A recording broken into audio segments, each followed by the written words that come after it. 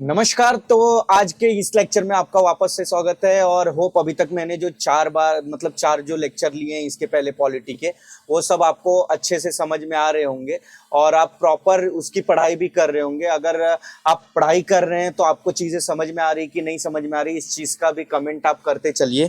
तो आज हम लोग पहले टेस्ट जो भी अभी तक पढ़े हैं उसका 2 क्वेश्चन आज देखने वाले हैं, ताकि आपकी थोड़ी और धारणाएं जो है क्लियर हो जाए और मुझे भी पता चल जाए कि आप लोग पढ़ रहे हैं कि नहीं पढ़ रहे। तो चलिए पहला क्वेश्चन देखते हैं कि इनमें से संविधान सभा के सदस्य नहीं थे। इनमें से संविधान सभा के सदस्य नहीं थे, ये शायद ज्यादा ऊपर हो गया। ओके, नहीं थे। फिर भी मैं क्वेश्चन आपको बोल रहा हूं तो आप वो लिख भी सकते हो। ए, अगर ए में देखा जाए एनजी अयंगर, बी मोहम्मद सादुल्ला,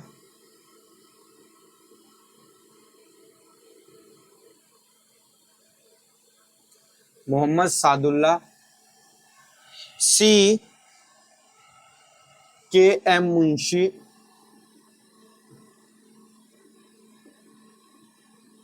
और डी जो आपके हैं वो बी एन राव।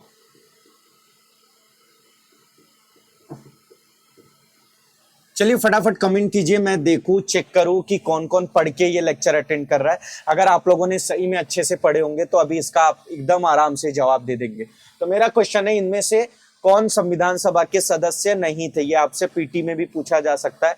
अगर आपने अभी तक के लेक्चर एकदम क्लियर से पढ़े होंगे, सब कुछ एकदम क्लियर से समझ में आया होगा, तो इसका आप जवाब आराम से दे दोगे। ए जी अयंगर, बी मोहम्मद सादुल्ला, सी के एम मुंशी और डी जो थे बी एन राव। तो चलिए फटाफट कमेंट कीजिए कि कौन इनमें से जो है आपके संविधान सभा के सदस्य नहीं थे। देखो कितने लोगों ने ये पढ़ के प्रॉपर आया है। चलिए फटाफट कमेंट कीजिए।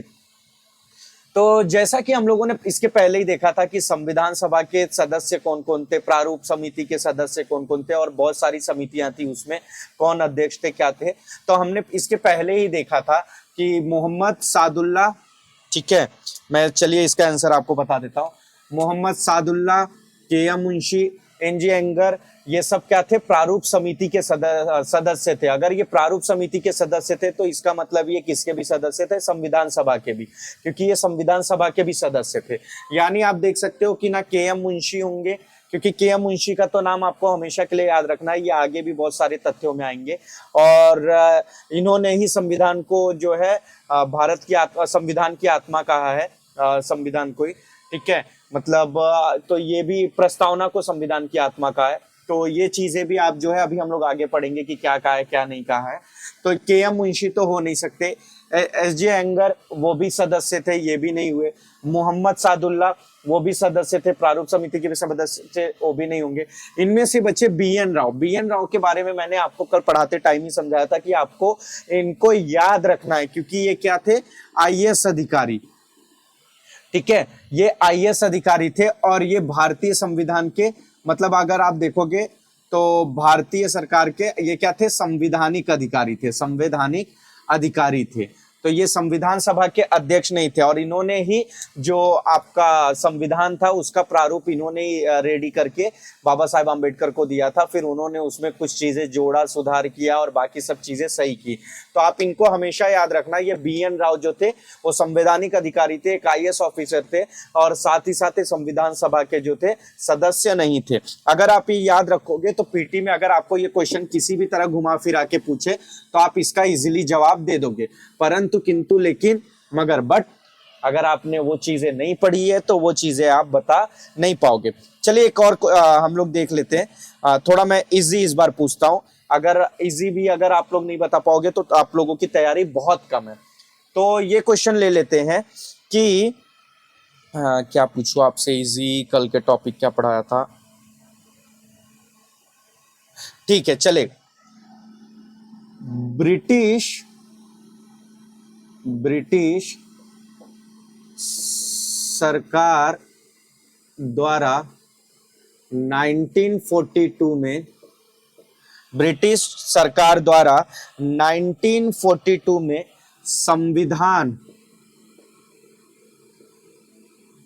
संविधान निर्माण हेतु किसे भेजा गया था। ठीक है, मतलब यहां पे अगर देखा जाए तो क्वेश्चन क्या दिया हुआ है कि ब्रिटिश सरकार द्वारा, ठीक है, 1942 में संविधान निर्माण हेतु किसे भेजा गया था। तो चलिए इसका मैं ऑप्शन आपको दे देता हूं। ए लिखिए sir Stafford Cripps, B Mountbatten,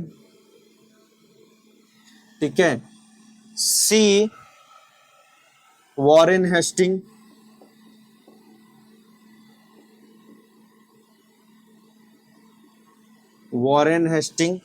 और डी लिख लीजिए सभी।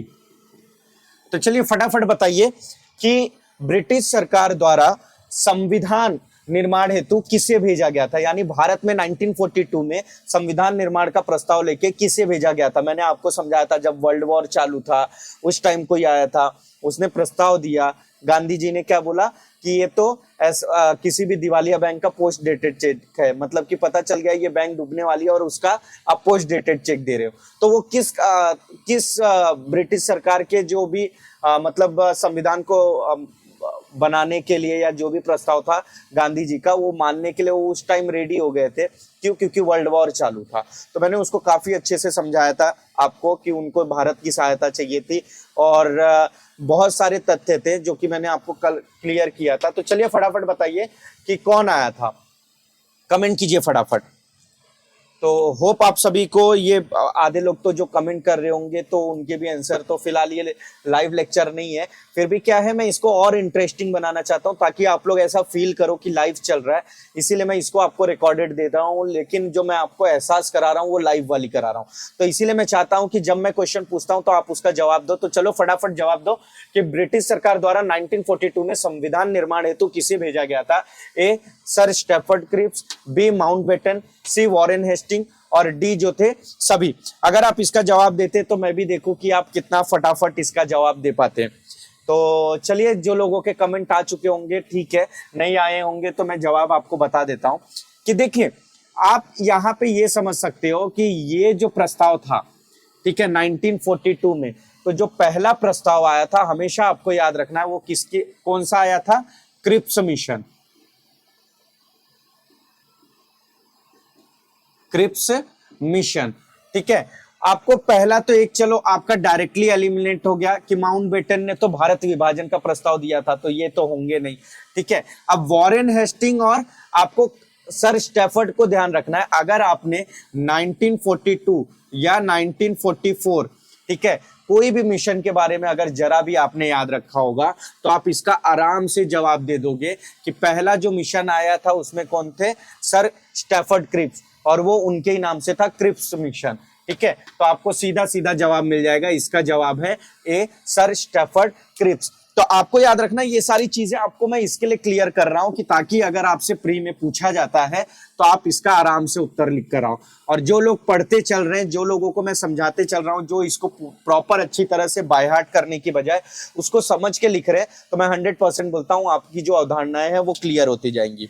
तो चलिए आज हम लोग अपने टॉपिक की शुरुआत करते हैं। जैसा कि कल मैंने ही बोला था कि हम लोग प्रस्ताव पढ़ेंगे, लेकिन प्रस्तावना चालू करने से पहले जो है हम लोग बहुमत के प्रकार क्लियर कर लेंगे, क्योंकि बार बार आपको वो बहुमत के संदर्भ आएंगे कि ये पूर्ण बहुमत से, ये 1/3 बहुमत से, या जो भी है। तो वो चीजें अगर आपके बहुमत के प्रकार क्लियर रहेंगे तो आप वो क्या कर लोगे, इजीली उसका जवाब दे पाओगे। तो चलिए हेडिंग डालिए,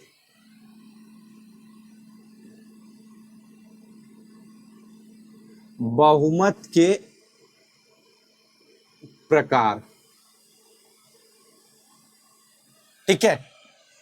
हेडिंग लिखिए बहुमत के प्रकार। तो आज हम लोग जो पढ़ने वाले हैं बहुमत के प्रकार पढ़ने वाले हैं।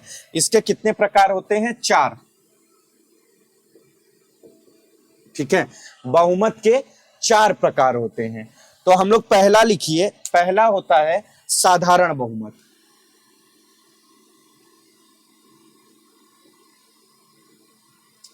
साधारण बहुमत। देखिए अभी मैं जो भी आपको लिखाते चलूंगा ये आप अभी साथ साथ पढ़ते भी चलिए, लिखते भी चलिए, समझते भी चलिए। ओके, तो ये चीजें जो है आपको हमेशा याद रहेगी। इसको हम लोग क्या बोलते हैं? Simple majority. इसको क्या बोला जाता है? Simple majority. यानी सिंपल मेजोरिटी से आशय क्या है? उपस्थित, क्या? उपस्थित सदस्य, उपस्थित सदस्य, और या तो आप ऐसा लिख सकते हो, उपस्थित और मतदान करने वाले, उपस्थित और मतदान करने वाले सदस्यों का बहुमत। यानी अगर देखा जाए उपस्थित और मतदान करने वाले सदस्यों का बहुमत का आशय यह है कि जब भी अगर साधारण बहुमत का उपयोग किया जाएगा, किसका? साधारण बहुमत यानी सिंपल मेजॉरिटी का यूज किया जाता है, तो वो कब की उस बहुमत का आशय क्या होता है कि जितने भी लोग उस समय सभा में उपस्थित हैं और जो भी लोग मतदान कर रहे हैं उनका बहुमत। यानी मैं आपको एक एग्जांपल देके समझाता हूं, ठीक है। समझो संविधान सभा में या किसी सभा की हम लोग बात कर लेते हैं, वहां पे टोटल जो है कितने लोग अवेलेबल हैं? 200। तो यहाँ पे क्या बोला है? पहला तथ्य उपस्थित, और दूसरा क्या है? मतदान। ठीक है, इसमें से मतदान कितने लोगों ने किया?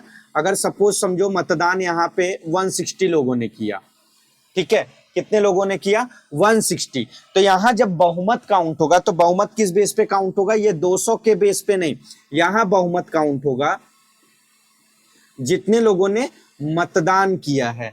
तो मतदान जितने भी लोगों ने किया है, बहुमत का मतलब क्या है? आधे से ज्यादा। तो यहां कितना आएगा? 80। ठीक है, और कभी भी आप याद रखना कि अगर आप जो है मतदान को काउंट कर रहे हो, अगर वो सम संख्या है, ठीक है, 2 से डिवाइडेबल है, तो 1 ऐड कर देना तो आपको इजीली वो संख्या मिल जाएगी। मतलब अगर 50-50 में है तो मोर देन 51% होना चाहिए, मतलब 51% या तो उससे ज्यादा, यानी आपका आधे से 1 ज्यादा होना चाहिए। ठीक है, आधे से 1 ज्यादा। तो इसके लिए हमेशा इसमें क्या कर देते हैं? +1 कर देते हैं। तो मिनिमम कितना चाहिए? जो उपस्थित सदस्य हैं 81 लोगों का क्या चाहिए? वोट चाहिए कि उस प्रस्ताव को पारित करने के लिए। अब इसका जो उपयोग है नोट कर लीजिए किसमें उपयोग होता है, कि मतलब किस किस चीजों में ये जो है बहुमत का उपयोग होता है। पहला काम रोको प्रस्ताव, ठीक है, काम रोको प्रस्ताव। इसके बाद आपका साधारण विधेयक,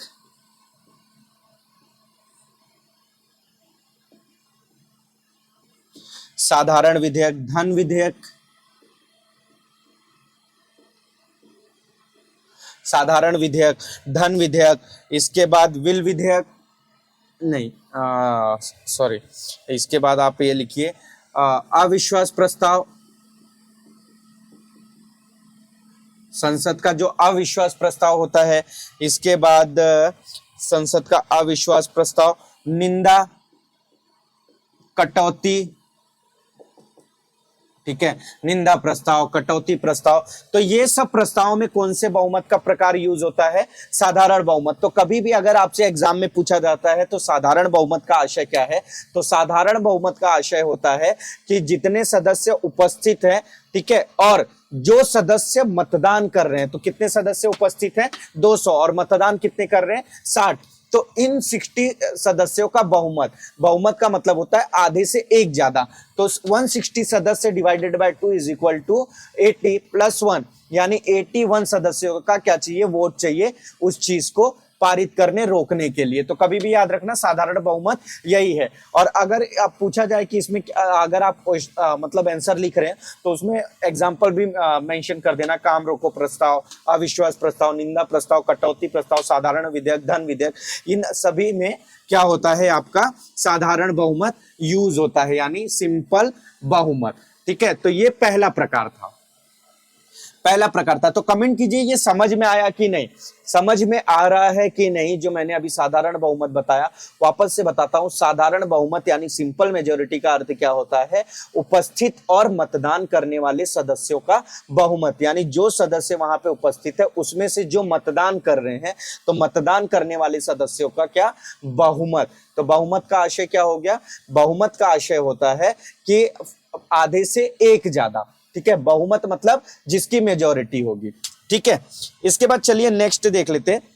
और ये जो बहुमत है ये सबसे ज्यादा उपयोग होता है। ठीक है, छोटे छोटी चीजें बार बार आप देखते हो संसद में आती रहती है, विधायिका में आती रहती है, तो उन चीजों के लिए ये बहुमत बार बार यूज होता है। तो कभी भी आप याद रखना सबसे ज्यादा यूज होने वाला बहुमत कौन सा है, साधारण बहुमत।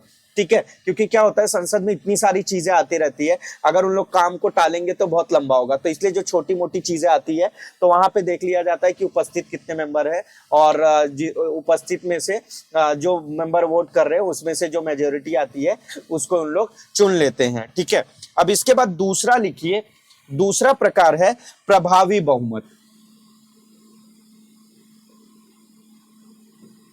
प्रभावी बहुमत, ठीक है, जिसको बोला जाता है तत्कालीन बहुमत, तत्कालीन, इसको तत्कालीन बहुमत भी बोला जाता है। और आप इसको लिख सकते हो, इंग्लिश में इसको बोला जाता है इफेक्टिव मेजॉरिटी। ठीक है, इसका अर्थ आगे लिखिए, प्रभावी सदस्य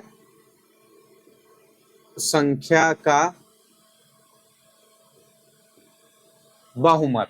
ठीक है, प्रभावी सदस्य संख्या का बहुमत, यानी इसका प्रभावी सदस्य संख्या का मतलब क्या होता है, जैसे संसद में टोटल कितने मेंबर हैं, सदस्य हैं 543।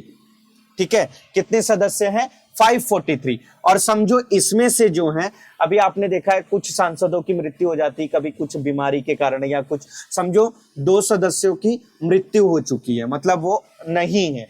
ठीक है, इसके साथ साथ अभी समझो 5 लोगों ने त्याग पत्र दे दिया है, या आप समझो 2 लोगों ने त्याग पत्र दे दिया है, 5 तो बहुत ज्यादा होता है। ठीक है, तो यानी ये टोटल कितने हो गए, 4। तो ये 4 लोग अब आपके संसद में है ही नहीं।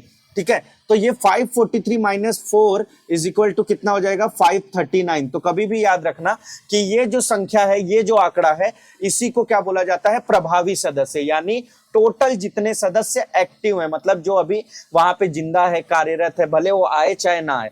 ठीक है, उनका बहुमत। तो बहुमत का मतलब क्या हो गया, डिवाइडेड बाय 2। तो अगर आप डिवाइड करते हो तो ये अप्रोक्स कितना हो जाता है आपका, मेरे हिसाब से 269.5। ठीक है, 269.5, एम आई राइट, 269.5 होगा। ठीक है, अब 269.5 अगर आप देखोगे तो ये आधा नंबर तो जुड़ता नहीं, तो आप इसमें +1 करने की बजाय आप यहाँ पे अगर आप पॉइंट हाफ भी कर देते हो, क्योंकि मैथ में तो आपने देखा है कि ये संख्या 5 या 5 से बड़ी है तो वो प्लस हो जाता है, तो ये कितना हो जाएगा 270। तो यहाँ पे अगर किसी भी चीज को पास करने के लिए, देखो ये कहाँ यूज होता है, मैं इसको अभी ना आपको बहुत अच्छे से याद करा दूंगा, आप कभी भूलोगे नहीं कि प्रभावी सदस्य संख्या का जो बहुमत होता है, यानी जो प्रभावी बहुमत होता है, वो कहाँ कहाँ यूज होता है। पहले ये चीजें समझ लो कि ये है क्या। तो मैं वापस से बताता हूं, प्रभावित बहुमत या तत्कालीन बहुमत का अर्थ ये होता है कि जो प्रभावी सदस्य संख्या है उनका बहुमत। प्रभावी सदस्य संख्या का मतलब होता है टोटल सदस्य संख्या माइनस रिक्तियां, यानी जो सदस्य है ही नहीं, जैसे कुछ की मृत्यु हो गई, कुछ लोगों ने छोड़ दिया, त्याग पत्र दे दिया, तो 543 टोटल सदस्य संख्या -4 इज इक्वल टू 539 को आप बहुमत चाहिए, तो बहुमत का मतलब क्या होता है, आधा या उससे ज्यादा, तो divided by 2 is equal to 269.5। तो 269.5 पॉइंट को आप अगर राउंड फिगर कर देते हो तो 270 आता है। ठीक है, तो अब मतलब इसका 270 का मतलब क्या हो गया है कि 270 कम से कम 270 लोग आके यहां पे वोट देना चाहिए। ठीक है, 270 लोगों को यहां पे वोटिंग करना पड़ेगा। अगर 270 से एक भी कम हो गए तो आप याद रखो ये जिस चीज के लिए पारित हो रहा है वो काम नहीं होगा। तो याद रखना कभी भी प्रभावी जो सदस्य संख्या होता है उसका हाफ प्लस 1, ठीक है, मतलब राउंड फिगर ही आप पकड़ के चलो, तो यानी 270, आप 270 से ज्यादा सदस्य वोट करने चाहिए। इसमें आपको 1 प्लस नहीं करने की जरूरत है, क्योंकि इसमें जो राउंड फिगर आता है उससे ज्यादा सदस्य तो ऑलमोस्ट वो क्या हो जाता है, एक बढ़ ही जाता है। तो 270 सदस्य क्या करने चाहिए, वोट करने चाहिए। अगर ये 270 सदस्य वोट नहीं करते हैं तो वो जो चीजें पास हो रही है वो एप्लीकेबल नहीं होगी। तो इसका देखते हैं हम लोग कहां कहां प्रयोग होता है। तो अभी ये प्रयोग जानने के लिए रेडी रहो, और मैं बोलूंगा ये प्रयोग गारंटी देता हूं कि अगर आप दिल से पढ़ रहे हो, समझ के पढ़ रहे हो, याद नहीं कर रहे हो, आप चीजों को समझ रहे हो, तो 120%, 100% नहीं, 90% नहीं, 120% आपको ये जो चीजें हैं याद हो जाएगा। तो हमेशा प्रभावी बहुमत का जो प्रयोग होता है वो 8 जगहों पर होता है। कहां होता है, 8 जगहों पर। ठीक है, लोकसभा और राज्यसभा, लोकसभा, राज्यसभा, विधानसभा, लोकसभा, राज्यसभा, विधानसभा और आपका विधान परिषद। ठीक है, लोकसभा, राज्यसभा, ठीक है, लोकसभा, राज्यसभा, विधानसभा और विधान परिषद। अब यहां लोकसभा में जो होते हैं वो क्या होते हैं, अध्यक्ष, और यहां क्या होते हैं, अध्यक्ष और उपाध्यक्ष। ठीक है, और जो राज्यसभा होती है वहां क्या होते हैं, सभापति यानी चेयरमैन और उपसभापति, उपसभापति। सिमिलरली लोकसभा एमपी और एमएलए, आपको हमेशा याद रखना एमपी और एमएलए, एमपी और एमएलए जिस सभा में बैठते हैं, यानी एमपी कहां बैठते हैं, लोकसभा में। ठीक है, ये चीजें मैं क्लियर करने के लिए आपको समझा रहा हूं, क्योंकि किसी को भी एमपी बोला तो लोकसभा ही समझ में आता है। तो एमपी लोकसभा और एमएलए विधानसभा। भी आप बोलोगे एमएलसी वगैरह जो मंत्री है वो भी राज्यसभा में कुछ रहते हैं, कुछ विधान परिषद में रहते हैं, मैं वो नहीं, अगर क्लियर आपके माइंड में बैठाने के लिए आप क्या समझो, एमपी एमएलए। ठीक है, विधानसभा अध्यक्ष और उपाध्यक्ष। ठीक है, इसके बाद जो आपकी विधान परिषद होती है वहां भी क्या होते हैं, सभापति और उपसभापति, सभापति और उपसभापति। ठीक है, तो ये जो लोकसभा प्रणाली का जो ये सिद्धांत है कि मतलब अध्यक्ष रहेंगे, उपाध्यक्ष रहेंगे, तो ये संसदीय प्रणाली कहां से ली गई थी, हम लोग कहां से मोटिवेटेड थे, ब्रिटेन से। ठीक है, ब्रिटेन से ही हम प्रभावित थे। तो इसीलिए ब्रिटेन में जो संसद की कार्यवाही जो चलती है, वहां पे विधायिका की जो कार्यवाही चलती है, वहां पे जो ये काम करते हैं वो कौन रहते हैं, स्पीकर जो वहां पे रहते हैं, हेड रहते हैं वहां के, वो रहते हैं अध्यक्ष और उपाध्यक्ष। तो यानी अध्यक्ष और उपाध्यक्ष को, यानी स्पीकर जो वहां पे रहते हैं उनको यहाँ पे क्या बोला जाता है, अध्यक्ष, प्रेसिडेंट और वाइस प्रेसिडेंट। तो वही सिमिलर चीज हमने कहा अडॉप्ट कर लिया भारत में भी, लोकसभा में। और ये जो राज्यसभा का ये जो आपने तथ्य देखा है, ये कहां से लिया गया है, अमेरिका से। कहां से, अमेरिका से। तो आपको हमेशा याद रखना है अमेरिका में क्या होते हैं, चेयरमैन होते हैं, तो इसीलिए वहां पे क्या काउंट लिखा जाता है, सभापति। अगर आप उसका हिंदी में अनुवाद करोगे, और वाइस चेयरमैन उपसभापति। तो हमेशा याद रखना है ये जो है, ठीक है, राज्यसभा, विधान परिषद, ये कहां से प्रभावित हुआ है? आपका सभापति और उपसभापति वर्ड इनमें अमेरिका से। और जो लोकसभा और विधानसभा है, ये वर्ड कहां से प्रभावित हुए हैं? आपके ब्रिटेन से। इसीलिए जो ब्रिटेन से प्रभावित है उनको क्या बोला जाता है? वहां के स्पीकर को अध्यक्ष, उपाध्यक्ष, और जो राज्यसभा है वहां का क्या बोला जाता है? सभापति, उपसभापति। तो हमेशा याद आपको रखना, लोकसभा, विधानसभा, लोकसभा विधानसभा का चुनाव आपके हमेशा दिमाग में रहता है। तो वहां पे क्या रहते हैं? अध्यक्ष, उपाध्यक्ष, अध्यक्ष, उपाध्यक्ष। और जो राज्यसभा है और विधान परिषद है, यानी जो उच्च सदन है प्रांतीय और संघीय दोनों के, वहां क्या होते हैं? सभापति, उपसभापति और सभापति, उपसभापति। इतना समझ में आया? इतना समझ में आया? तो ठीक है, कमेंट कीजिए यस। अगर ये समझ में आ गया, अब इसको याद करने की जरूरत नहीं है। अगर कोई भी पूछा प्रभावी बहुमत का उपयोग कहां कहां होता है, तो इन 8 पदों पे होता है। किस लिए होता है मैं वो बताऊंगा, बट ये पदे याद हो गई आपको। तो कभी भी अगर आपको कोई उठा के भी सपने में भी पूछे, आप नींद में हो तो भी बोल सकते हो। लोकसभा, विधानसभा, फिर राज्यसभा, राज्य परिषद। ठीक है, मतलब लोकसभा, विधान परिषद बोलो चाहे राज्य परिषद बोलो, एक ही होता है। ठीक है, लोकसभा, विधानसभा, लोकसभा विधानसभा में क्या क्या होते हैं? अध्यक्ष, उपाध्यक्ष, अध्यक्ष, उपाध्यक्ष। इसके बाद राज्यसभा और विधान परिषद, इसमें क्या होते हैं? सभापति, उपसभापति, सभापति, उपसभापति।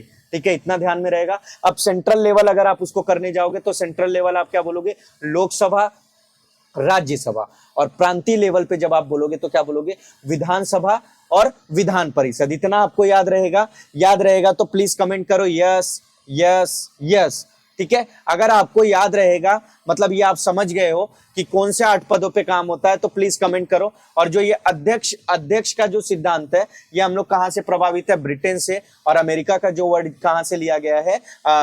अमेरिका का क्या वर्ड लिया गया है? सभापति, उपसभापति, मतलब चेयरमैन, वाइस चेयरमैन, और यहाँ पे प्रेसिडेंट एंड वाइस प्रेसिडेंट। इतना समझ में आ गया? तो फिर आगे मैं बताता हूँ। कमेंट करो यस, यस, यस। ठीक है, तो अब ये आप देख सकते हो, ये जो लोकसभा, राज्यसभा, विधानसभा, विधान परिषद के क्या होते हैं? अध्यक्ष, उपाध्यक्ष, अध्यक्ष, उपाध्यक्ष। इनको पद से हटाने के लिए ये इस्तेमाल होता है। ठीक है, इनको क्या होता है? इनको पद से हटाने के लिए इन 8 जगहों पर ये प्रभावी बहुमत का उपयोग होता है। मैं वापस से आपको एकदम अच्छे से समझा देता हूं ताकि आपको क्या रहे? ध्यान में रहे, हमेशा याद रहे। क्योंकि अगर आप ये याद रखोगे तो याद रखो, एग्जाम में भी आप अच्छे से लिख के आओगे, आप कभी नहीं भूलोगे। तो जो प्रभावी बहुमत होता है, प्रभावी बहुमत को हम लोग क्या बोलते हैं? तत्कालीन बहुमत भी बोलते हैं, यानी कि इंग्लिश में अगर देखा जाए इफेक्टिव बहुमत बोला जाता है। इफेक्टिव बहुमत का मतलब होता है प्रभावी सदस्यों का बहुमत, यानी जितने भी सदस्य संविधान सभा में, आपके विधानसभा में या लोकसभा में या राज्यसभा में हैं, उन प्रभावी सदस्य, यानी प्रभावी सदस्य का मतलब होता है टोटल सदस्य संख्या माइनस जितनी रिक्तियां, जो लोग त्याग पत्र दे चुके हैं, जो छोड़ चुके हैं, उन सदस्यों का जितना भी आपका मतलब बहुमत आता है, उतने लोग कम से कम वोट देना चाहिए उस फेवर में। ठीक है, तो ये सब जो प्रभावी बहुमत है, ये कहां कहां इस्तेमाल होता है? लोकसभा, राज्यसभा, विधानसभा और विधान परिषद के अध्यक्ष, उपाध्यक्ष, सभापति, उपसभापति, अध्यक्ष, उपाध्यक्ष, सभापति, उपसभापति, इनको पद से हटाने के लिए इस बहुमत का प्रयोग होता है। तो कभी भी अगर आपसे पूछा जाए प्रभावी बहुमत क्या होता है, तो याद रहेगा। होप आपको ये समझ में आ रहा है, तो कमेंट करो कि हाँ याद रहेगा प्लीज फटाफट। क्योंकि देखिए, मैं ये जो चीजें बता रहा हूं, ये मैं आपको ना एकदम बेसिक लैंग्वेज में बता रहा हूं, एकदम इजी तरीके से बता रहा हूं। अगर आप लोगों को ये भी नहीं याद रह पाए तो याद रखो, बहुत टफ हो जाएगा आपके लिए पढ़ना। तो आप कमेंट करते चलो। अब देख लेते हैं तीसरा बहुमत क्या होता है। तीसरा जो बहुमत है वो विशेष प्रकार का बहुमत है, विशेष बहुमत। ठीक है, तीसरा जो बहुमत है वो क्या है? विशेष बहुमत। इसको क्या बोला जाता है? Special majority. ठीक है, ये स्पेशल मेजॉरिटी जो है बहुत अहम बहुमत होता है और एक हिसाब से थोड़ा टफ होता है। और इसके जो होते हैं वो टोटल 3 प्रकार होते हैं। कितने होते हैं इसके? 3 प्रकार होते हैं। आप 3 प्रकार लिख लीजिए, 3 प्रकार होते हैं। तो पहला हम लोग देखते हैं, पहला आप नोट कीजिए। ठीक है, पहले मैं विशेष बहुमत का आपको थोड़ा ये बता देता हूं। तो विशेष बहुमत का मतलब होता है, आप शॉर्ट में लिख लो 2/3 बहुमत। क्या लिख लो? 2/3 बहुमत। ठीक है, 2/3 बहुमत। दो तिहाई बहुमत को पहले मैं आपको समझा देता हूं ये कैसे काउंट होता है। यानी समझो कुल बहुमत का दो तिहाई बहुमत चाहिए, कुल बहुमत का दो तिहाई बहुमत चाहिए। अगर सपोज करो अभी जैसे हम लोगों ने देखा था कि 160, ठीक है, 160 लोगों ने वोट किया है, 160 लोगों का बहुमत है, तो 160 का दो तिहाई अगर आप देखते हो तो कितना होगा, चलिए फटाफट कमेंट कीजिए, दो तिहाई बहुमत कितना होगा 160 का। देखो कितने लोग फटाफट कमेंट कर पाते हो, फटाफट, दो तिहाई बहुमत कितना होगा। तो मेरे हिसाब से ये जो दो तिहाई बहुमत होगा वो होगा 53.3 समथिंग, ओके, मेरे हिसाब से 15,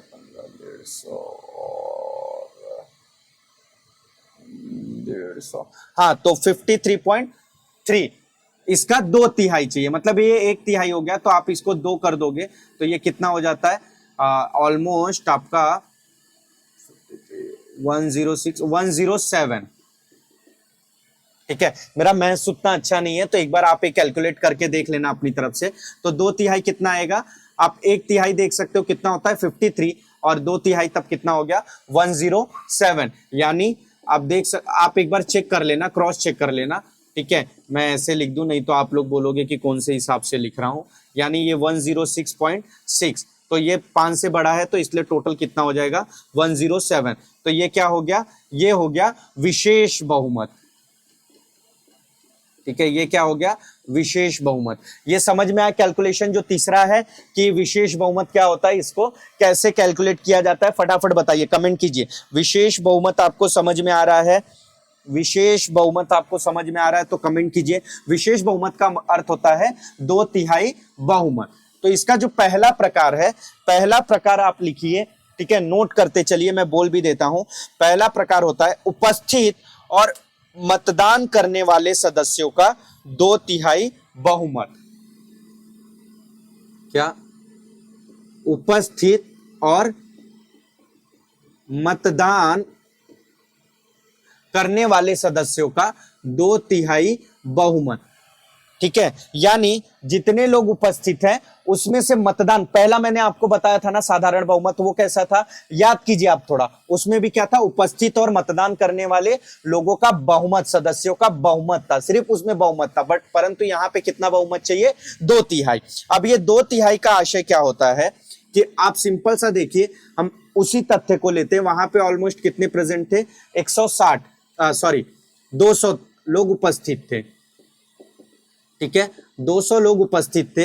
अब सपोज करो इसमें से जो है अप्रॉक्स, हम लोग राउंड फिगर में लेते ताकि चीजें समझ में आए, 200 लोगों में से मतदान कितने ने किया, मतदान किया 150 लोगों ने। तो 150 का आशय हो गया कि यहां पे अगर उपस्थित और मतदान करने वाले सदस्यों का दो तिहाई बहुमत की अगर बात करें तो 150 का दो तिहाई कितना होता है, 100 वोट, ठीक है, 100 क्या होता है 100। तो यानी अगर आप देखते हो तो 100 यानी उपस्थित और मतदान करने वाले सदस्यों का वोट, तो यानी जो मतदान किए हैं उनका दो तिहाई पलड़ा होना चाहिए, यानी 100 वोट क्या होना चाहिए, वन साइड होना चाहिए, तभी जाके वो चीजें क्या होगी, पास होगी। तो ये किसमें किसमें इस्तेमाल किया जाता है, इसका प्रयोग अनुच्छेद, ठीक है, अनुच्छेद 249, ठीक है, और 312 में होता है। ये नोट करके लिखिए, ये जब हम लोग अनुच्छेद पढ़ने आएंगे, जब हम लोग आर्टिकल्स पढ़ेंगे तब मैं इस चीजों को समझाऊंगा। अभी हम लोग बहुमती समझते हैं। वापस से मैं बताता हूं, विशेष बहुमत का आशय होता है कि उपस्थित और मतदान करने वाले सदस्यों का दो तिहाई बहुमत, ठीक है। यानी इन शॉर्ट आप सिर्फ विशेष बहुमत को ब्रैकेट में आप इतना लिख के रख सकते हो, दो तिहाई बहुमत। दो तिहाई बहुमत का मतलब क्या है, जितने लोगों ने मतदान किया है उसका दो तिहाई बहुमत। अब सपोज करो 150 लोगों ने मतदान किया तो उसका दो तिहाई कितना होता है, 100, ठीक है, दो तिहाई कितना होता है, 100। परंतु किंतु लेकिन मगर बट इसके तीन प्रकार होते हैं। पहला प्रकार क्या है, उपस्थित और उसमें से मतदान करने वाले सदस्यों का दो तिहाई बहुमत। तो उपस्थित कितने हैं, 200, मतदान कितनों ने किया, 150, क्योंकि क्या होता है, अभी आप बोलोगे उपस्थित से क्या मतलब है, तो उपस्थित भी आगे बहुत जगह उपयोगी है, तो इसीलिए हम लोग उपस्थित और मतदान दोनों समझते हैं। तो उपस्थित 200 है, वोट कितने ने किया, 150 ने किया, यानी उनका 150 का 2/3 कितना होता है, 100। तो 100 वोट क्या होने चाहिए उस तथ्य के लिए, यानी जो भी चीज पास करना है, जैसे आर्टिकल 249 के फेवर में अगर कोई डिसीजन लेना है या 312 के फेवर में लेना है, तो मिनिमम 100 सदस्य क्या है उसके लिए वोट करने चाहिए, तभी वो चीजें पास होगी। तो इतना समझ में आया, मिनिमम कितना वोट चाहिए, 100 वोट। तो ये पहला प्रकार था, उपस्थित और मतदान करने वाले सदस्यों का बहुमत। दूसरा होता है उपस्थित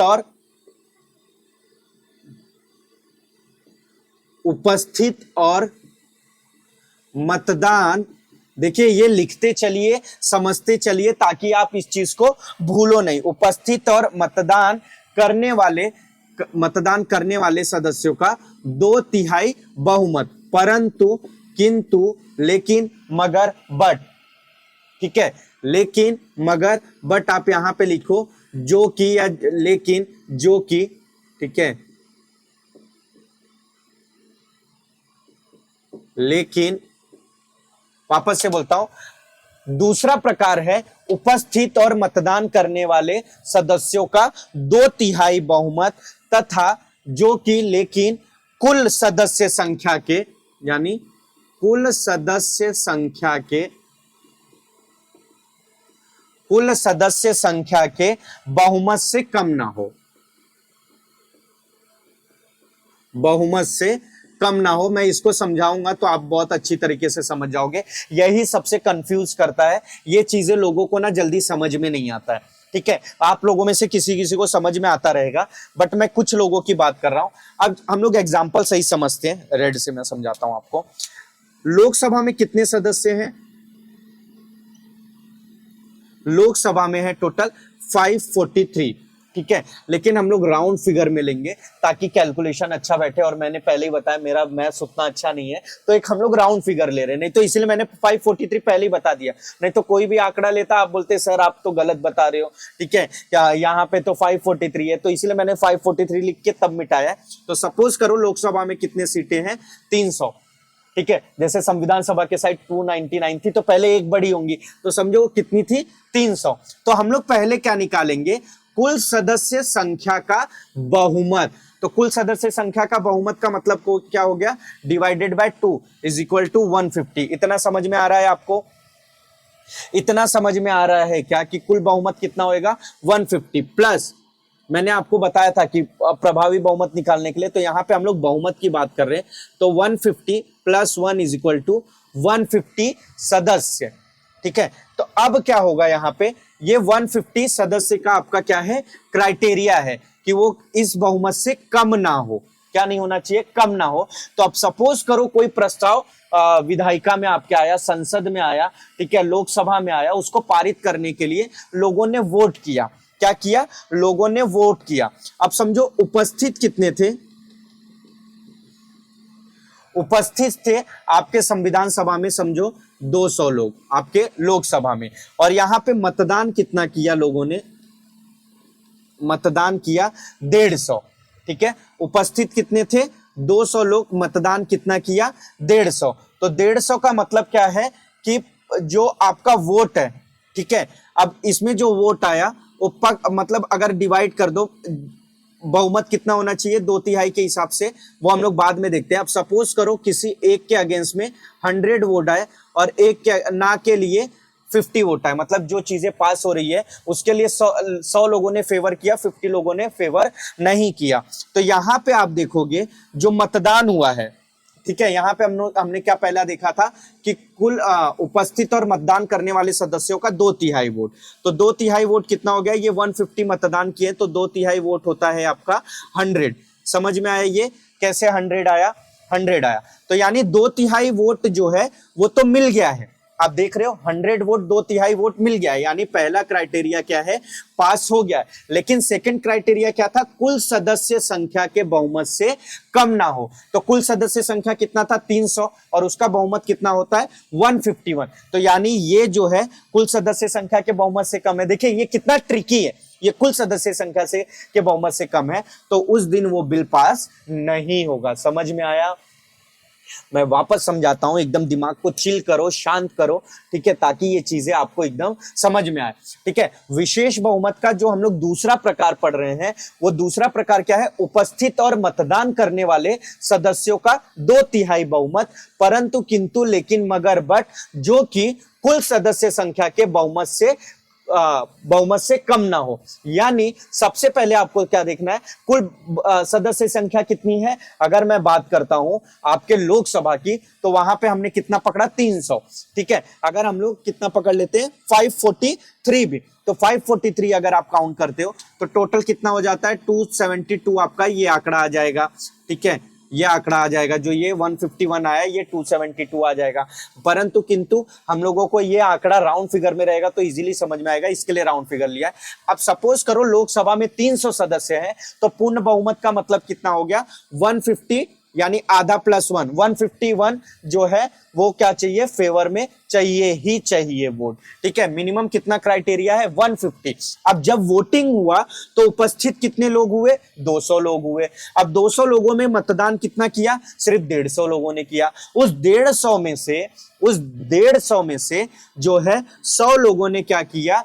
150 में से 2/3 बहुमत कितना होता है? 100 होता है। यानी 100 बहुमत आपका मिनिमम होना चाहिए पहला रूल अप्लाई करने के लिए। तो लोगों ने जो मतदान किया उसमें हाँ के पक्ष में 100 लोग थे, ना के पक्ष में 50 लोग। तो पहला तो फेवर पास हो गया कि उपस्थित और मतदान करने वाले सदस्यों का 2/3। तो मतदान कितनों ने किया? 150, उसका 2/3 कितना हुआ? 100। तो पहला क्राइटेरिया फुलफिल हो गया। लेकिन दूसरा क्राइटेरिया यहाँ क्या बोलता है? कुल सदस्य संख्या का बहुमत, यानी कुल सदस्य संख्या कितना था? 300, उसका बहुमत कितना हुआ? 151। तो ये 100 जो है 151 से कम है, यानी ये चीज पारित नहीं होगी, क्योंकि वो इस क्राइटेरिया को पूरा नहीं कर रहा है। अब ये उस दिन जो है कार्यवाही पास नहीं हुआ। अब नेक्स्ट जो सेशन चलेगा उसमें वापस से क्या होगा? वोटिंग होगा। इसीलिए आप देखते हो कभी कभी न्यूज में आता है कि आज सदन का जो भी कार्यवाही हुआ उसमें वो बहुमत पास नहीं हो पाया, क्योंकि क्या था? वो विशेष बहुमत था और उतने लोग मतदान नहीं किए उस फेवर में। अब दूसरे केस में देखते हैं। अब सपोज करो वापस से हमारे सदस्य संख्या कितनी है? 300। ठीक है, 300 का मतलब कितना है? पूर्ण बहुमत के लिए 151 लोगों का जो साथ है, हाँ पक्ष है या ना पक्ष है, वो चाहिए पास करने के लिए, ना पास करने के लिए। अब सपोज करो सेकेंड डे वापस जो वोटिंग हुआ उसमें उपस्थित कितने थे? 200। कितने उपस्थित थे? 200। 200 लोगों में मतदान कितने लोगों ने किया? मतदान किया 190 लोगों ने। ठीक है, ये ध्यान से समझिए। अभी भी 200 लोग उपस्थित है और पिछले दिन भी 200 लोग ही उपस्थित थे। आज मतदान कितनों ने किया? 190। पिछले दिन मतदान कितनों ने किया था? 150। 190 जो मतदान किए उसमें अगर 2/3 देखा जाए तो आपका 2/3 ये कितना होता है? 190 to 3। ठीक है, तो ये आपका ऑलमोस्ट हो जाएगा मेरे हिसाब से 63.63 इंटू 2। आप एक बार कैलकुलेट कर लेना। ठीक है, मैंने ये प्रॉपर कैलकुलेट किया है कि नहीं। तो 63.3 इंटू 2 ये आपका हो जाएगा 126.6। ठीक है, ये एक बार कैलकुलेट करके आप भी कमेंट कर देना मैंने सही कैलकुलेट किया है कि नहीं। 166.6, तो इसको हम लोग राउंड फिगर में ले लेते हैं एक जोड़ने की बजाय। ठीक है, ये कितना हो जाएगा? 127। तो यानी जो है ये अब जो मतदान हो रहा है, ये जो मतदान हो रहा है उसमें मिनिमम कितना वोट मतदान होना चाहिए? मतलब एक पक्ष में 127 मिनिमम। परंतु किंतु लेकिन मगर बट यहां पे जो पूर्ण बहुमत का वो क्राइटेरिया है वो कितना है? 151। यानी अगर 127 लोग फेवर में जाएंगे तो भी वो पास नहीं होने वाला है। कितने लोग फेवर में आने चाहिए? मिनिमम 151।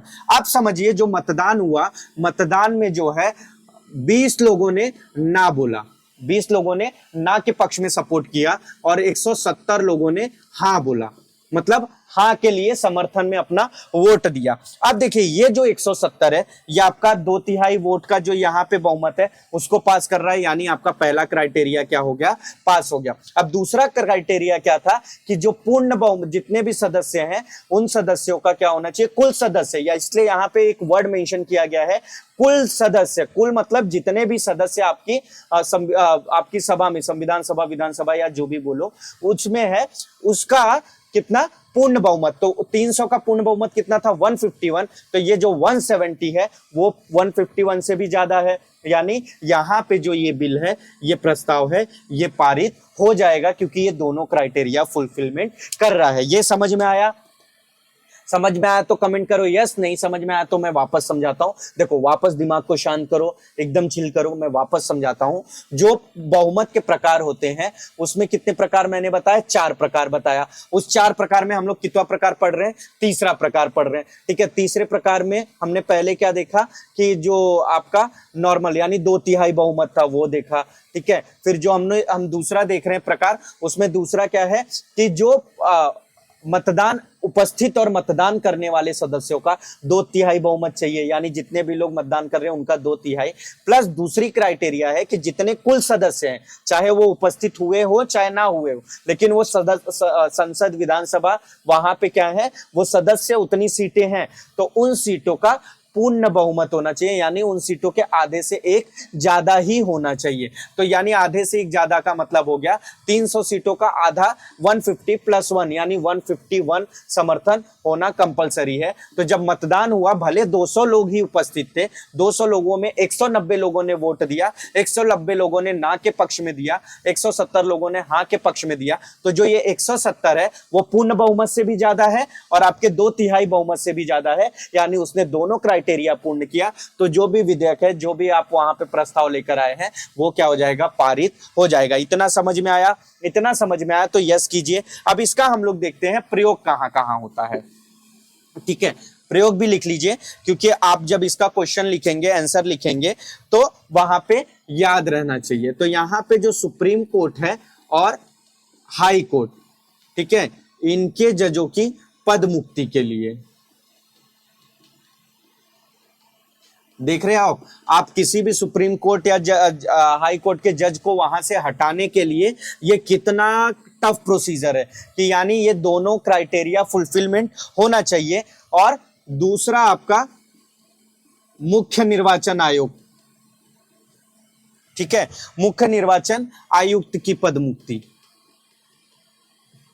के लिए भी ये बहुमत यूज होता है। अभी आपने न्यूज में ही पढ़ा होगा कि अभी निर्वाचन आयोग का जो मुख्य आयुक्त होगा, उनका जो सिलेक्शन होगा वो कैसे, आपकी न्यायपालिका भी इन्वॉल्व है, विपक्ष भी इन्वॉल्व है और पक्ष भी इन्वॉल्व है, ठीक है, तो उनके द्वारा होगा। लेकिन जब इनके पद मुक्ति का कार्य होगा, यानी इनको पद से हटाने का सुप्रीम कोर्ट, हाई कोर्ट और मुख्य निर्वाचन आयोग के जो मुख्य हैं निर्वाचन आयोग के, उनको हटाने के लिए कौन सा? विशेष बहुमत का सेकंड प्रकार, दूसरा प्रकार जो है वो देखा जाएगा, यानी 2/3 उपस्थित सदस्यों का बहुमत हो, साथ ही साथ कुल सदस्य संख्याओं का बहुमत हो। तो ये सदस्य संख्या जब वो 170 वोट उनके पक्ष में आएगा कि हाँ हटा दो, तभी वो हटाए जाएंगे। अगर किंतु लेकिन मगर बट वापस से वही चीज है, अगर वो क्राइटेरिया फुलफिलमेंट नहीं होता है तो वो जो चीजें हैं वो एप्लीकेबल नहीं हो जाएगी, वापस वो दूसरे दिन ट्राई वापस से किया जाएगा। यानी संसद की कार्यवाही जब दूसरे दिन चलेगी तो अगले सेशन में वो वापस से उस पे वोटिंग होगा। ऐसा नहीं है कि पहले सेशन में नहीं हुआ तो उसको दोबारा वोटिंग नहीं कर सकते।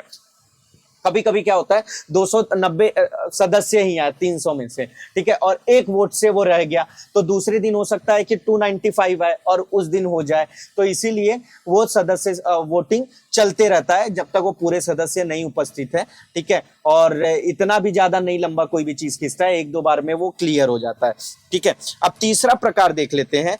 तीसरा प्रकार जो है वो एकदम इजी है। ये क्या है तीसरा प्रकार? कुल सदस्य संख्या का 2/3 बहुमत, कुल सदस्य संख्या का 2/3 बहुमत, कुल सदस्य संख्या का 2/3 बहुमत। अब समझो कुल सदस्य कितने हैं? कुल सदस्य मैंने कितना काउंट किया था? 300, ठीक है। तो ये कुल सदस्य संख्या का 2/3 कितना हो जाएगा? अगर आप देखते हो तो 200। समझ में आ रहा है? ये सबसे इजी, सबसे आसान नहीं है। देखने में लग रहा है कि यार बहुत इजी है, परंतु किंतु लेकिन मगर बट ये सबसे आसान नहीं है। इसका प्रयोग जो होता है, इसका प्रयोग राष्ट्रपति पर महाभियोग चलाने के लिए होता है, ठीक है। यानी आप इन शॉर्ट समझ सकते हो, राष्ट्रपति को हटाने के लिए जिस बहुमत का प्रयोग होता है उसे हम लोग क्या बोलते हैं, विशेष बहुमत का तीसरा प्रकार आप समझ सकते हो। वो क्या होता है, कुल सदस्य संख्या, यानी आपके जो विधायिका हैं, यानी आपके लोकसभा में समझो 543 सीट है, उसका 2/3 बहुमत, वो क्या हो जाएगा, आपका 2/3 बहुमत, वो आपका राष्ट्रपति हटाने के लिए उतना कंपलसरी है। जैसे हमने एग्जांपल लिया कि समझो 300 सीटें हैं, 300 सीटों का 2/3 कितना होता है, 200। तो जब भी बहुमत दिया जाएगा, जब भी ये महाभियोग राष्ट्रपति पे चलाया जाएगा, तो ये जब चलाने की प्रक्रिया चालू होगी तो अप्रोक्स कितने लोग होने चाहिए, कितने लोगों का समर्थन जरूरी है, टोटल 200 लोगों का। अगर 200 लोगों से एक भी कम है, अब समझो 180 लोग वोटिंग किए तो वो तो एप्लीकेबल होता ही नहीं। अब समझो 250 लोग वोटिंग किए और 250 लोगों में 200 लोगों ने क्या समर्थन किया कि हाँ महाभियोग चलाना चाहिए, तो वो प्रक्रिया यानी राष्ट्रपति को हटाने के लिए इस बहुमत का प्रयोग होता है। इतना समझ में आया। देखिए मैं तीसरे प्रकार के बहुमत को वापस से क्लियर करता हूं। तीसरे प्रकार का बहुमत जो होता है वो क्या होता है, विशेष बहुमत होता है। विशेष बहुमत का मतलब होता है 2/3 बहुमत। 2/3 से आशय है कि समझो 300 उपस्थित और मतदान करने वाले जो भी सदस्य हैं, या अगर कुल सदस्य संख्या में से काउंट करें तो उनका 2/3 बहुमत ही काउंट होगा। जैसे उनके 3 प्रकार होते हैं। पहले प्रकार में हम लोगों ने क्या देखा कि उसमें जो है मतदान उपस्थित और मतदान करने वाले सदस्यों का 2/3 बहुमत। तो समझो 300 सदस्य हैं जिसमें से 150 ही मतदान कर रहे हैं, तो 150 मतदान करने वालों में 2/3 बहुमत कितना होता है, 100। तो यानी मिनिमम कितना उसकी पक्ष में फेवर होना चाहिए, 100 वोट होना चाहिए। फिर दूसरा हमने दूसरा प्रकार क्या देखा जो राष्ट्रपति को हटाने के लिए प्रयोग होता है, वो आपका सुप्रीम कोर्ट, हाई कोर्ट और आपके मुख्य निर्वाचन आयोग जो है उसके जो डायरेक्ट अध्यक्ष है उनको, मुख्य चुनाव आयोग को हटाने के लिए जो उनके पद हैं उनको हटाने के लिए वहां से ये आपका जो है दूसरा प्रकार यूज होता है। दूसरे प्रकार का मतलब क्या हो गया है कि उपस्थित और मतदान करने वाले सदस्यों का 2/3 बहुमत, यानी जितने भी लोग मतदान कर रहे हैं उनका 2/3 बहुमत होना चाहिए। साथ ही साथ जो कि आपके कुल सदस्य संख्या यानी टोटल जो 300 सदस्य संख्या है उनके पूर्ण बहुमत यानी उनके बहुमत उनके आधे से एक यानी 151 से कम ना हो। ठीक है, अगर कम नहीं होगा तभी वो एप्लीकेबल होगा। उसके बाद हम लोग ने तीसरा प्रकार क्या पढ़ा,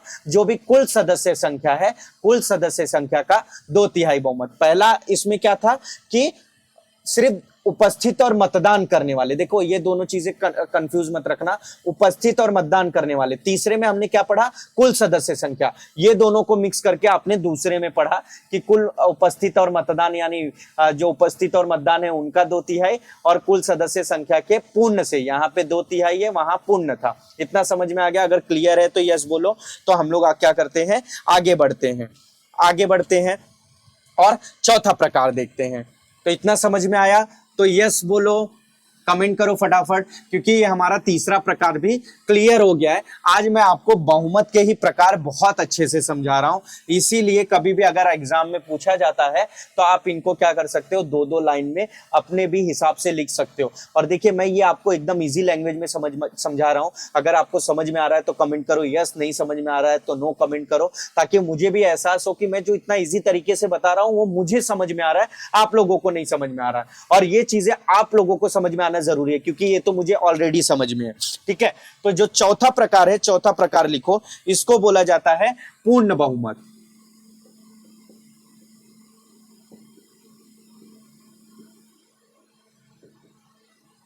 इसको हम लोग क्या बोलते हैं, पूर्ण बहुमत। पूर्ण बहुमत का मतलब होता है कुल सदस्य संख्या का बहुमत।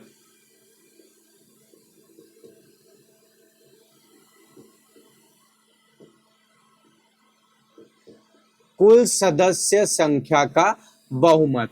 अब सपोज करो कि आपके, अब यहां पे लोकसभा का ही बात ले लेते हैं क्योंकि बहुत इजी कैलकुलेशन है। यहां पे कुल सदस्य संख्या का बहुमत बोला गया, तो कुल सदस्य संख्या आपका लोकसभा में कितने हैं, 543। ठीक है, इनको डिवाइड 2+1, मतलब ये कितना बहुमत होना चाहिए, ये आपका आएगा लगभग 271.5। ठीक है, तो यहां पे आपको प्लस करने की जरूरत नहीं, 0.5 का मतलब आधा तो ऐड ही हो जाएगा। ठीक है, तो यानी वो राउंड फिगर से ज्यादा ही होगा। मतलब हाफ से ज्यादा ही होगा, कभी भी हाफ से ज्यादा ही होना चाहिए, बस वही एम होता है। तो यहाँ 271 को अगर आप क्या करते हो, राउंड फिगर करते हो, तो ये 270 होता है। यानी उस पक्ष, यानी जो भी प्रस्ताव प्रयुक्त कर रहे हैं उसमें क्या होना चाहिए, ये बहुमत होना चाहिए। ये बहुमत को तो आपको भी पता है, राष्ट्रपति के चुनाव और सरकार गठन, यानी जो प्रधानमंत्री गठन होता है उस चुनाव में इसका प्रयोग होता है। तो हमेशा आपको याद रखना है कि सरकार बनाने में ये पूर्ण बहुमत का ही प्रयोग होता है। सरकार बनाना हुआ मतलब आपके प्रधानमंत्री और राष्ट्रपति के चुनाव में यही बहुमत का प्रयोग होता है। इतना आपको याद है कि वापस से एक बार समझा दूं? फटाफट कमेंट करो, ये आपको समझ में आया कि नहीं समझ में आया। अगर समझ में आया तो बहुत अच्छी बात है, नहीं समझ में आया तो मैं आपको चलिए वापस से एक ही साथ सब लिख के थोड़ा आसानी से और समझा देता हूं, ठीक है? क्योंकि मेरा एम है कि मैं जो पढ़ा रहा हूं आपको वो बहुत ही आसानी से समझ में आए। तो बहुमत के मैंने कितने प्रकार बताया? 4 प्रकार बताया। पहला क्या था? साधारण बहुमत, ठीक है। दूसरा था प्रभावी बहुमत, ठीक है। प्रभावी को ही हम लोग क्या बोलते हैं? तत्कालीन बहुमत। तीसरा था क्या था? विशेष बहुमत,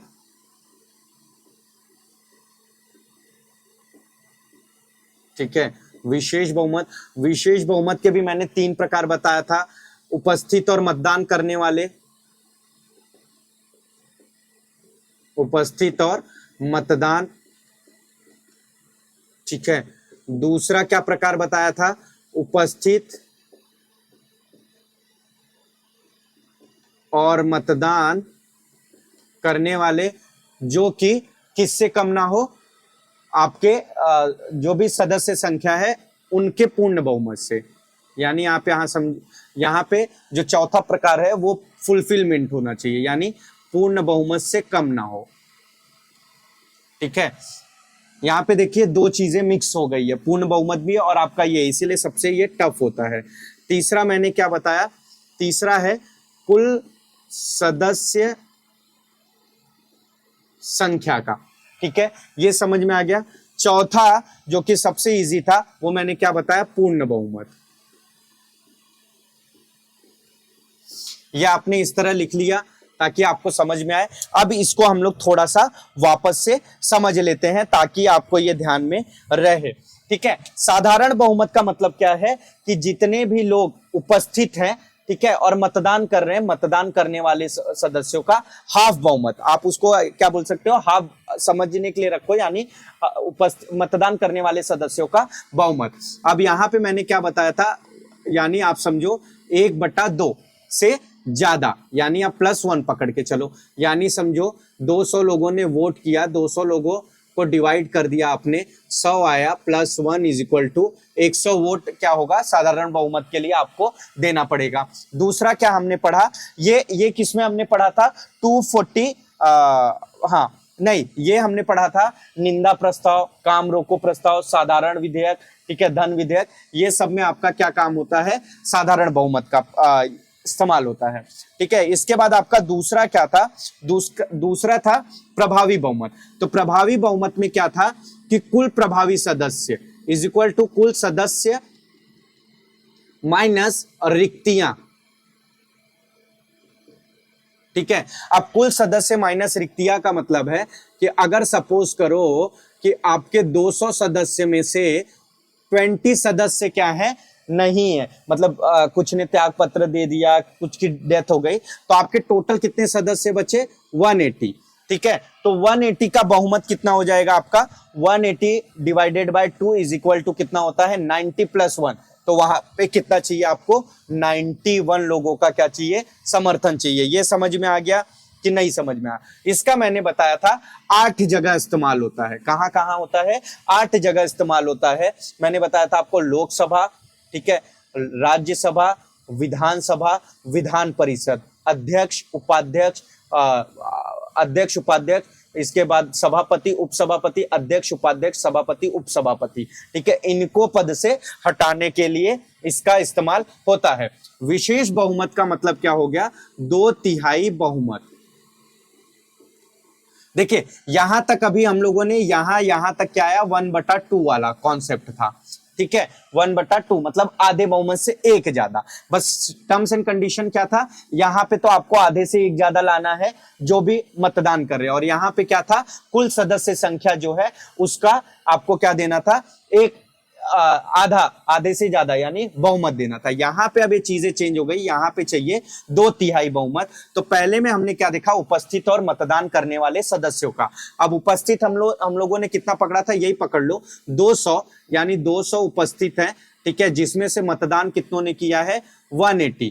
तो 180 का 2/3 अगर आप देखते हो, ठीक है, 180 का अगर आप 2/3 देखते हो तो वो कितना हो जाता है, ऑलमोस्ट आपका 120। तो ये 120 क्या है, उस पक्ष में रहना चाहिए, तभी ये जो भी प्रस्ताव है इनका ये पास होगा। इसी में हम लोगों ने पढ़ा था 249 अनुच्छेद और 312 में ये एप्लीकेबल होता है। अब दूसरा प्रकार था उपस्थित और मतदान, यानी पूर्ण बहुमत वाला जो सिद्धांत हम लोगों ने पढ़ा था, यानी उपस्थित और मतदान, यानी आप सपोज करो कि 200 लोगों ने उपस्थित हुए 300 में से और मतदान किया 180 ने, तो उसका 1/3 कितना होता है, हमको 120 वोट चाहिए। पहली चीज हो गई। दूसरा, कुल सदस्य संख्या का बहुमत, यानी जो पूर्ण की क्राइटेरिया है, तो कुल सदस्य संख्या कितना है, 300 डिवाइडेड बाय 2 कितना होता है, 150 प्लस 1 कितना हो गया, 151। और यहाँ पे हमको बहुमत, दोनों क्राइटेरिया क्या है, वहां पे 120 से ज्यादा होना चाहिए, परंतु किंतु लेकिन मगर बट पूर्ण बहुमत से भी एक ज्यादा होना चाहिए। तो अब आप सपोज करो 180 लोगों ने वोट किया और 180 में अगर समझो 120 ने समर्थन किया, यानी पहला क्राइटेरिया तो पूरा हो गया, परंतु 151 का क्राइटेरिया पूरा नहीं हुआ, तो इसीलिए ये पास नहीं होगा। अगर उसी की जगह 180 में से 160 ने अगर वोट कर दिया तो आप पहला भी पास हो गया, यानी 120 से भी ज्यादा है और 151 से भी ज्यादा है, तो उस दिन वो प्रस्ताव पास हो जाएगा। समझ में आया? यहाँ पे उपस्थित प्लस पूर्ण बहुमत, आपका ये समझ के चलो, मतलब यहाँ पे आपको पूर्ण बहुमत नहीं लिखना है, उपस्थित प्लस कुल सदस्य संख्या का बहुमत है। तो पूर्ण बहुमत मैंने आपको समझ में आया, इसके लिए समझाया। तो ये यहाँ पे और यहाँ पे दोनों क्या हो गया है, क्लब होके वो बना है। तो इसीलिए ये बहुत स्पेशल क्या होता है, बहुमत होता है। ये किस में प्रयोग होता है, ये आपका जो हाँ, ये जो होता है ये आपका सुप्रीम कोर्ट और हाई कोर्ट के जजों को हटाने के लिए, और जो निर्वाचन आयोग के मुख्य जो हैं उनको हटाने के लिए इनका क्या होता है, मुख्य आयुक्त जो हैं उनको हटाने के लिए इसका प्रयोग होता है। इतना समझ में आ गया? तो मैं तीसरा प्रकार बताऊं। अब जो तीसरा प्रकार है वो सबसे इजी है। मैंने तीसरा प्रकार आपको क्या बताया था कि 2/3 बहुमत, ठीक है, कुल सदस्य संख्या का 2/3 बहुमत, यानी तीसरा प्रकार है, यानी कुल सदस्य संख्या कितना है, 300, इनका 2/3 कितना होता है, यानी 200 बहुमत, यानी 200 सदस्य क्या होना चाहिए, स्वीकार करना चाहिए, या तो हाँ या तो ना, जो भी है उसमें इसका उपयोग होता है।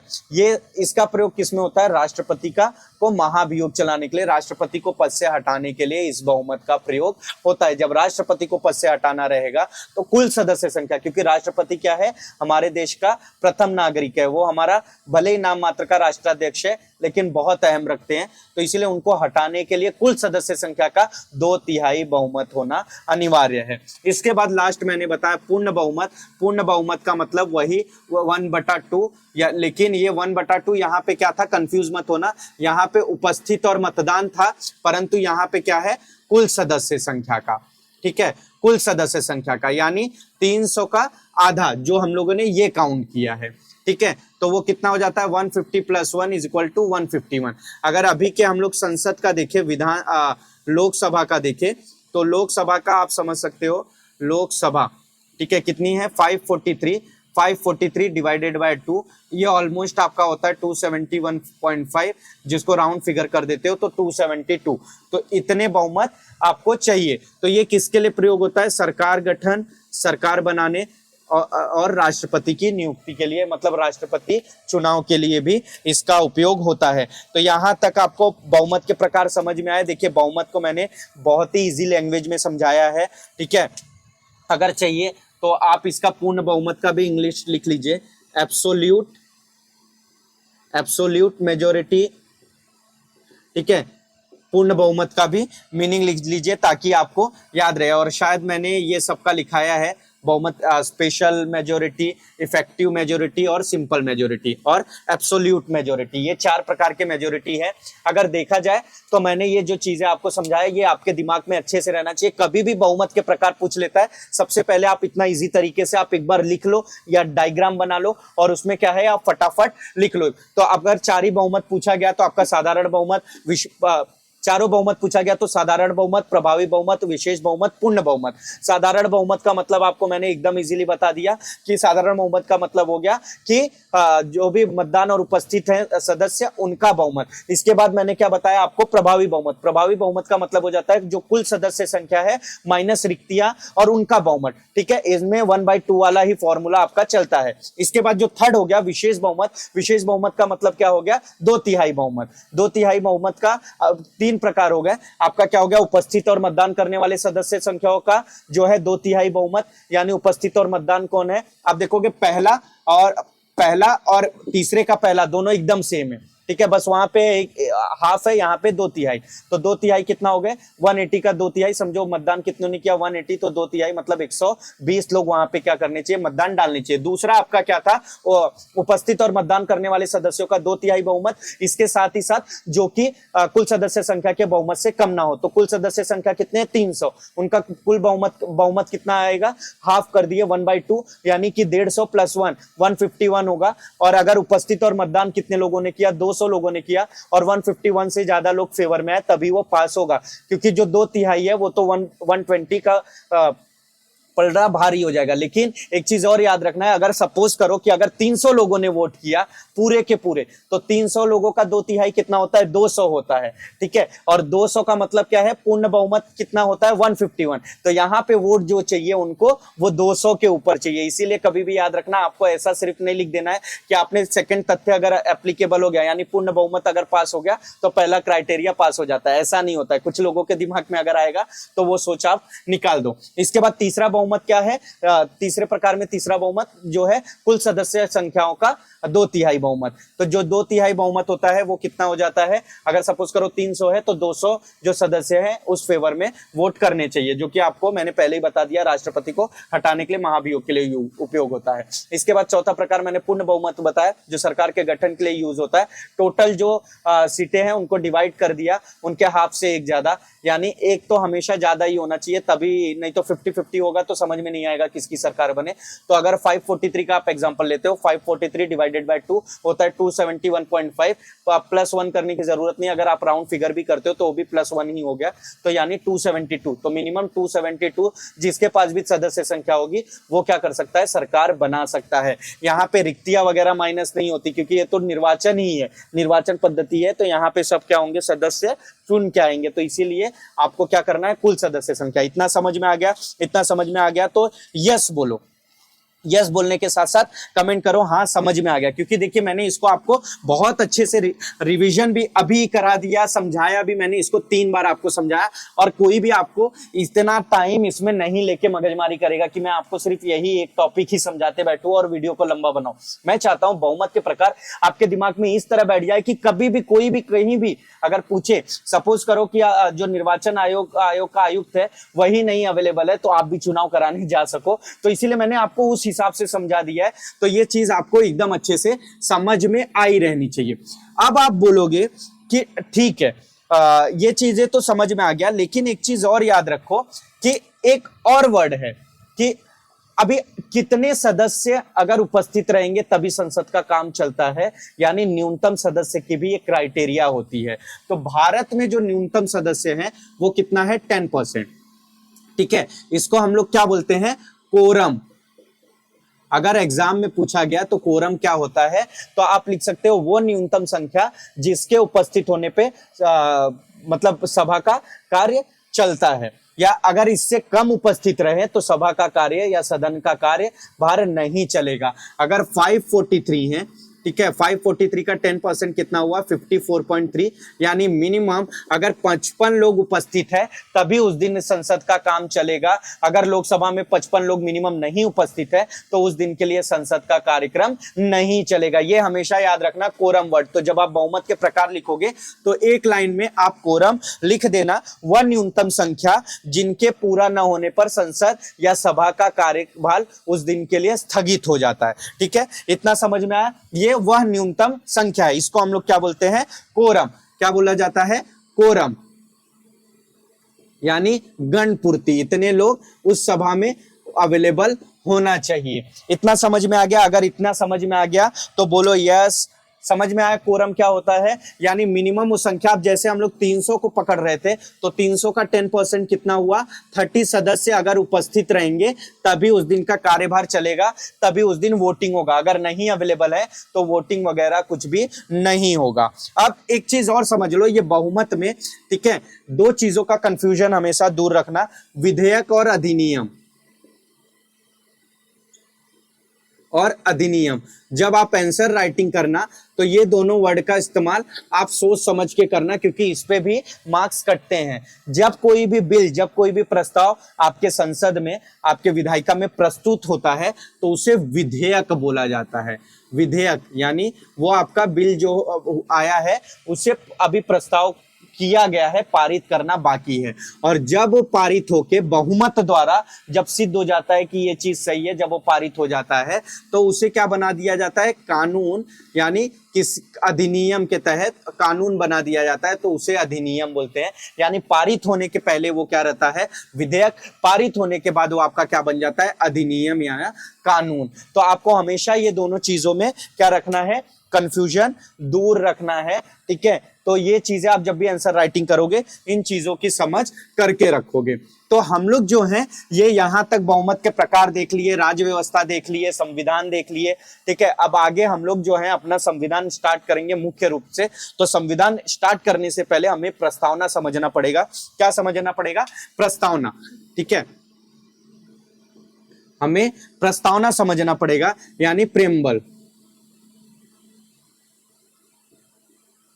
प्रियम्बल समझना पड़ेगा। तो आपको भी पता है ये प्रियम्बल, थोड़ा रिवीजन कर लेते हैं। ये किसके द्वारा प्रस्तुत किया गया था? उद्देशिका प्रस्ताव पंडित जवाहरलाल नेहरू के जरिए।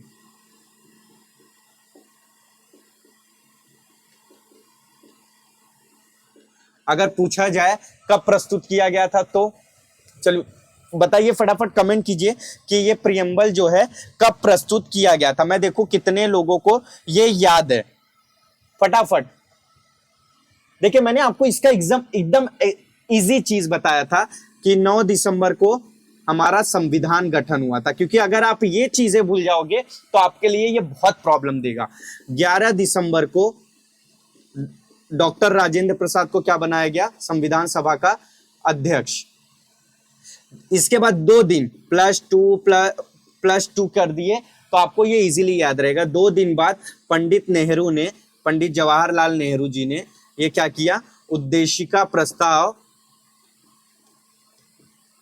संविधान सभा में प्रस्तुत किया। ठीक है, इतना याद रहेगा। और ये जो है लगभग 22 जनवरी 1947 को स्वीकार कर लिया गया। ठीक है, तो चलो एक बार 22 जनवरी 1947 आपको टफ लग रहा है याद रखने, बस 22 जनवरी याद रखना। ठीक है, 1947 आपके दिमाग में आ जाएगा अगर ये चीजें याद है। 2-2-2 ये 2-2 दिन की कड़ी है। तो हम लोग प्रस्तावना पढ़ेंगे, लेकिन प्रस्तावना जो है वो मैं कल से स्टार्ट करूंगा। तो इसके पढ़ने के पहले मैं एक चीज आपको रिक्वेस्ट करूंगा, आप घर जाओ। ठीक है, मतलब आप तो घर पे ही होगे, कहीं ना कहीं से पढ़ रहे होगे। मैं फील करता हूं कि मैं आप लोगों को सामने ही पढ़ा रहा हूं, क्लास में पढ़ा रहा हूं, इसीलिए मेरी जो तर्क होती है वो उसी तरह होती है। तो मतलब आप क्या करो, आप एक बार प्रस्तावना को गूगल करो, आपके पास कोई बुक है उसमें से प्रस्तावना पढ़ो, एक बार प्रस्तावना को पढ़ लो, ताकि कल के दिन जब मैं ये प्रस्तावना आपको पढ़ाऊं तो इजीली समझ में आए, बाउंस ना जाए। तो इसीलिए मैं आज प्रस्तावना को नहीं स्टार्ट करूंगा। ठीक है, मैंने बस प्रस्तावना का ये बेस आपको समझाया कि ये, ताकि वापस मैं कल से ये स्टार्ट ना करूं, डायरेक्ट टॉपिक पे आऊं। ठीक है, तो फिर भी क्या है, आपको पढ़ाना है तो फिर बार बार वो चीजें तो रिवीजन कराते चलना पड़ेगा। तो वो कोई दूसरी राय नहीं है, लेकिन अगर आप लोग पढ़ के आओगे तो पढ़ के आने का फायदा ये है कि आपको चीजें जो है वो समझ में आएंगी। अगर आप लोग ये पढ़ के नहीं आओगे तो चीजें आप लोगों को समझ में नहीं आएगी। ठीक है, तो चलिए जाने से पहले एक क्वेश्चन नोट कर लीजिए, उसका आप प्रैक्टिस करते रहना। ठीक है, कि भारतीय संविधान की विशेषताओं को स्पष्ट कीजिए। मैं एकदम सिंपल सा क्वेश्चन दिया हूं। ठीक है, मैंने विशेषताएं आपको बता दिया था, आप ये प्रैक्टिस करो आंसर अपने हिसाब से। ठीक है, अभी तो आप मेरे सामने भी नहीं हो और मेरा कोई ऐसा सिस्टम भी नहीं है मैं कि आपके क्वेश्चन समझ पाऊं।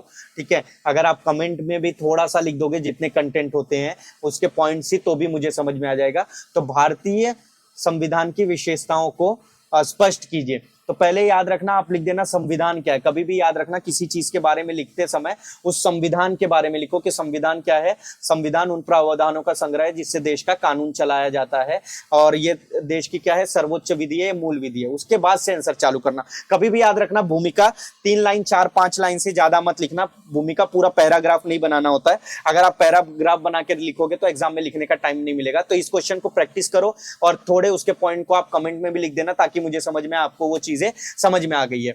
तो इसके साथ आज के लिए तो हम लोग इतना ही पढ़ते हैं। तो कल से हम लोग प्रस्तावना चालू करेंगे। तो आप घर से जो है प्रस्तावना को, मैं फील कर रहा हूं आप घर से पढ़ के आना, लेकिन आप पढ़ लेना उसको। तो आप कल प्रस्तावना पढ़ के इस वीडियो को अटेंड करना।